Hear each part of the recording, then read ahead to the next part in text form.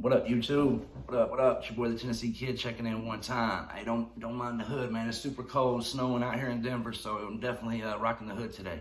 But anyways, hey, hit that like, share, and subscribe for your boy if you like what you hear. If you don't like what you hear, if you want to hate, if you want to congratulate, whatever you want to do, I appreciate you. Got a little story for you today. A little quick story about how I tried to sell drugs one time. One of the times I tried to sell them and never was successful for whatever reason, actually, mainly because I'm just a junkie and I do too much of them. So pretty much I was staying in an apartment in Oak Ridge, and I was staying with this crazy drugged out bitch that we were just, using buddies essentially. And one day we're trying to figure out how to get high, and one of my dealers had actually called me looking for like $1,000 worth of Roxy's, and I'm like, oh hell yeah, you called the wrong motherfucker. I am strung out. And this was a chick, and she was just not threatening at all. I know it's some real pussy shit, don't get me wrong. I understand that this is awful. I'm smiling and laughing, but that's just because I'm reminiscing, like this is some real grimy shit. Like, don't live like this. This is bitch boy shit.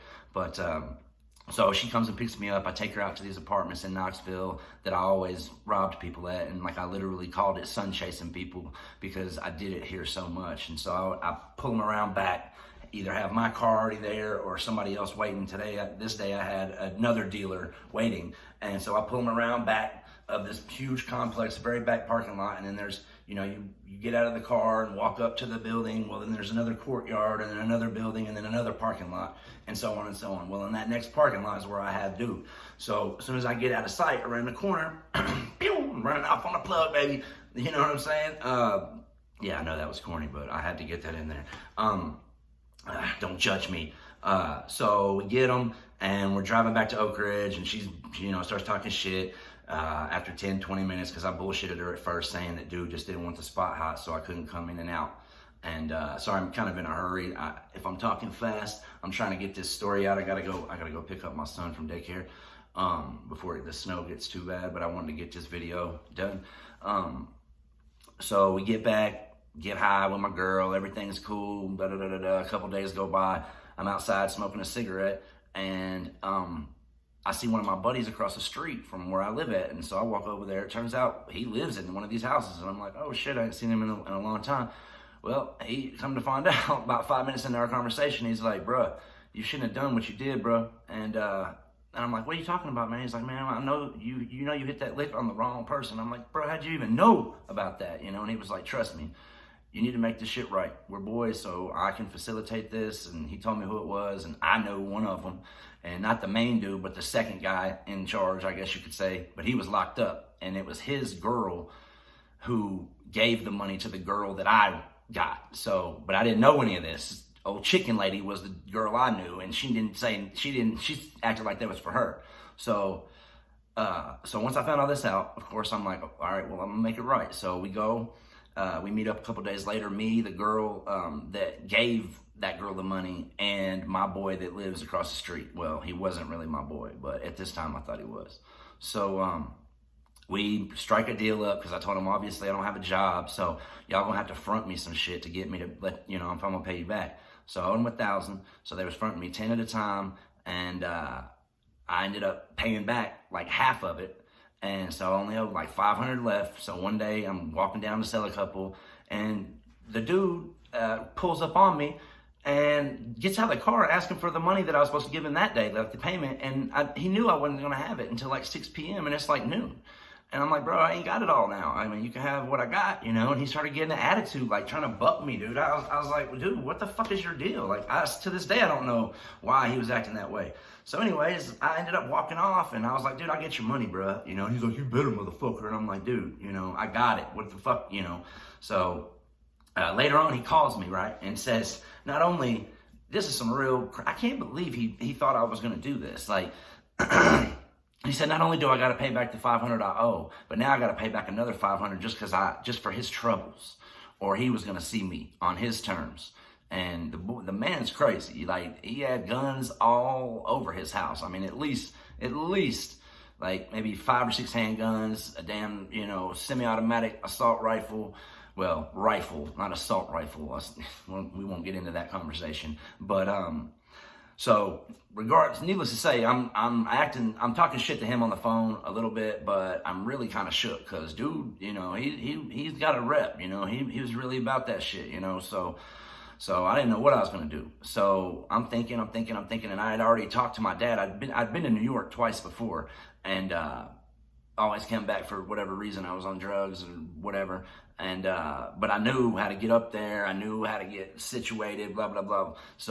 So I ended up talking to my dad into sending me up there on a Greyhound and sending me with $700, and I was supposedly I had a place to stay and everything, which I really didn't. But we're gonna get into that story later. But needless to say, what was it? I stalled the dude owing the money. I told him I'd have all that money for him in 2 days because I knew I was leaving. So I left in the middle of the night on the Greyhound, straight up, took off on his ass like fuck him to this day.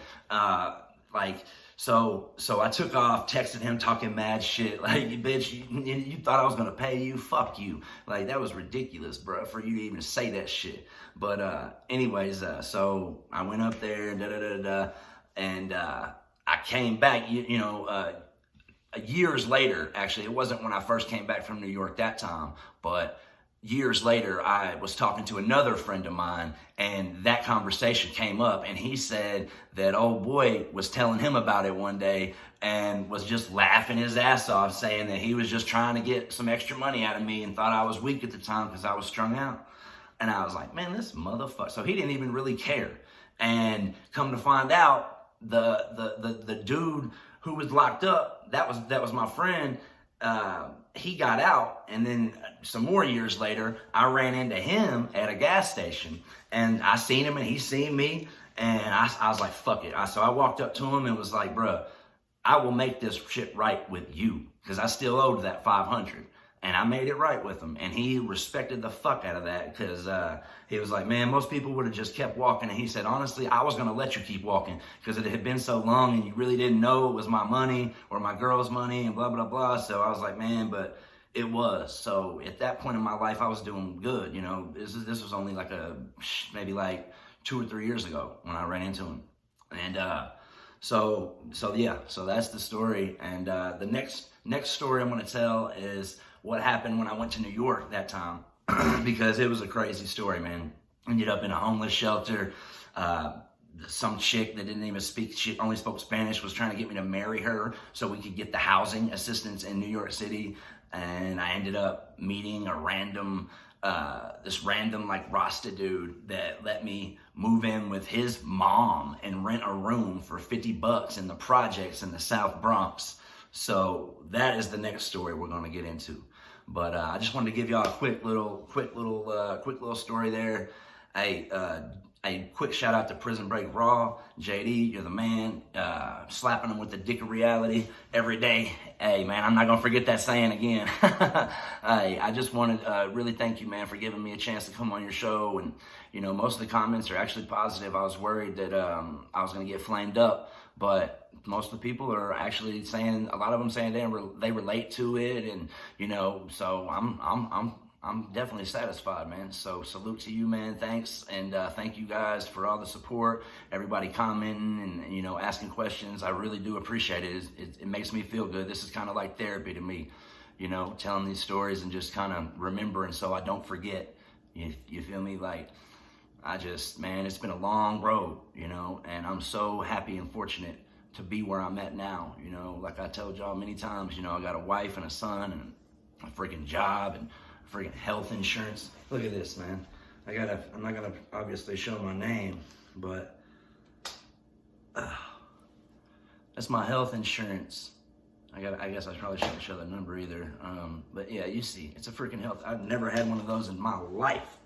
So, because this last, you know, going on 8 years, you know, not only was I getting clean, but I was trying to figure out how to live life, man. All I had done is, you know, hit licks, get money from my dad mostly, and work a little bit, you know, here and there, dead-end jobs and shit. So, you know, I didn't know about any of this real life shit. So, again, that's why I related to these prison channels, because even though I didn't go to the pen, you know, I